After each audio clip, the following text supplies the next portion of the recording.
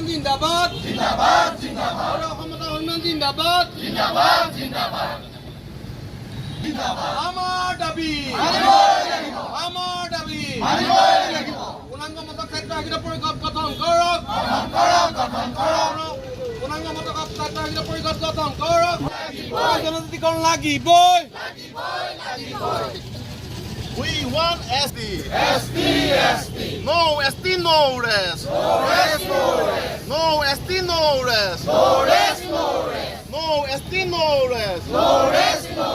BJP হুঁচিয়াৰ Himanta Biswa Sarma হুঁচিয়াৰ Narendra Modi হুঁচিয়াৰ Himanta Biswa Sarma go back. We want SD. SD our legal demand. SD our legal demand. Legal demand fulfill. Matak সন্মিলন সদৌ অসম মটক যুৱ ছাত্ৰ সন্মিলন সদৌ অসম মটক মহিলা পৰিষদৰ যৌথ উদ্যোগত আজি আমি 3 ঘণ্টীয়া অৱস্থান ধৰ্মঘট কাৰ্যসূচী লৈছোঁ। প্ৰথম কথা হ'ল বিজেপি চৰকাৰখনে জাতি মাটি ভেটি কথা কোৱা এই চৰকাৰখনে জাতি আজি ৰাজপথত এই চৰকাৰখনে আজি লাজ পাব লাগিছিল যে আজি যিখনে খিলঞ্জীয়া জাতিৰ কথা কৈছিলে সেইখন খিলঞ্জীয়া জাতিৰ কথা কোৱা চৰকাৰৰ দিনত আজি কিন্তু জাতিৰ ৰাজপথত আজি বহিব লগা হৈছে। প্ৰথম কথা হ'ল জনজাতি আমাৰ প্ৰাপ্য অধিকাৰ এই অধিকাৰ বিচাৰি আমি আজি ৰাজপথত আহিব লগা হৈছে। জনজাতিকৰণৰ ক্ষেত্ৰত বিজেপি চৰকাৰখনে আমাক কিন্তু বাৰে বাৰে ৰাজনীতি কৰি আহিছে। ৰাজনীতি বহুত হ'ল 2026ত এই ৰাজনীতি কৰাৰ তেওঁলোকৰ যি উদ্দেশ্য সেই উদ্দেশ্য কিন্তু 2026ত তেওঁলোকে ফল ভুগিব লাগিব। আৰু যেতিয়ালৈকে আমি জনজাতিকৰণ নাপাম তেতিয়ালৈকে কিন্তু মটক যুৱ ছাত্ৰ সন্মিলন মটক মহিলা পৰিষদ মটক সন্মিলন আমি কিন্তু কেতিয়াও ক্ষান্ত নাথাকোঁ। আমি আন্দোলন কৰি যাম ধাৰাবাহিকভাৱে। এয়া আজি আমাৰ প্ৰথম আন্দোলন। এই কাৰ্যসূচী আমি দীঘলীয়াকৈ আমাৰ এলানি কাৰ্যসূচী ঘোষণা কৰা হৈছে। দীঘলীয়াকৈ আমি এই কাৰ্যসূচী ঘোষণা কৰিছে আৰু এই কাৰ্যসূচী আজি প্ৰথম কাৰ্যসূচীত আমি আজি বহিছোঁ।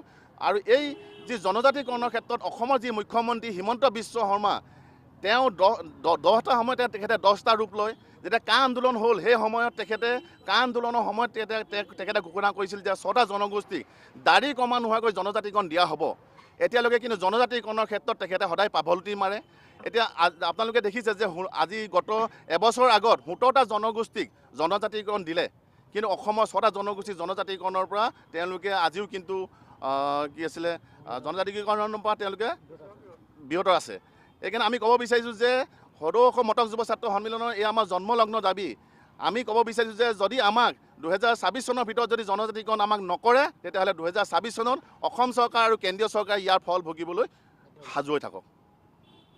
আজি আমি এই প্ৰতিবাদ আমাৰ কেন্দ্ৰীয় কমিটিৰ নিৰ্দেশ মতে আমাৰ শিৱসাগৰ জিলাতো পালন কৰিছোঁ। গত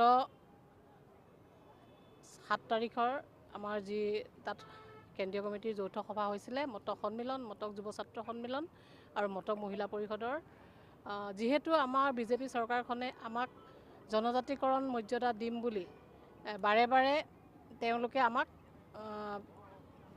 প্ৰতাৰণা কৰি আহিছে। যোৱা কেইবাটাও জনগোষ্ঠীক যদিও জনজাতিকৰণ দিলে কিন্তু আমাৰ মটক জনগোষ্ঠীক বা 6 জনগোষ্ঠীক জনজাতিকৰণ নিদিলে। তাৰ উপৰিও আমাৰ মটক স্বায়ত্তশাসিত এখন পৰিষদ দিলে, পূৰ্ণাংগভাৱে আমাক দিয়া নাই। গতিকে আমি দাবী জনাইছোঁ যে পূৰ্ণাংগ মটক স্বায়ত্তশাসিত পৰিষদখন আমাক লাগে। আৰু লগতে আমি আমাৰ মটক অধ্যুষিত অঞ্চলত আমাৰ যি বিদেশী এতিয়া বাংলাদেশত যিটো পৰিস্থিতি হৈছে আমাৰ মটক জনগোষ্ঠীৰ অঞ্চল অধ্যুষিত অঞ্চলত আমি ইয়াৰ বোজা কেতিয়াও গ্ৰহণ নকৰোঁ। গতিকে এইখিনি প্ৰতিবাদ কৰিবৰ কাৰণে আমাৰ 11টা দাবী আছিলে। সেই দাবীৰ কাৰণে আমি এলানি দীঘলীয়া প্ৰতিবাদী কাৰ্যসূচী আমাৰ 3টা সংগঠনে হাতত লৈছোঁ। আমাৰ কেন্দ্ৰীয় কমিটিৰ আমাৰ 7খন জিলাৰ আমাৰ যি প্ৰতিবাদী কাৰ্যসূচী তাৰ আমি শিৱসাগৰতো পালন কৰিছোঁ। আৰু আজি আমাৰ প্ৰথম কাৰ্যসূচী আমাৰ দ্বিতীয় কাৰ্যসূচী আছে আমাৰ উপায়ুক্ত মহোদয়ৰ কাৰ্যালয় ঘেৰাও 7খন জিলাত। তাৰপিছত আমাৰ ৰেলপথ অৱৰোধ আছে, অৰ্থনৈতিক অৱৰোধ আছে, বিমানবন্দৰ অৱৰোধ আছে। গোটেইখিনি আমি পৰ্যায়ক্ৰমে কৰি যাম।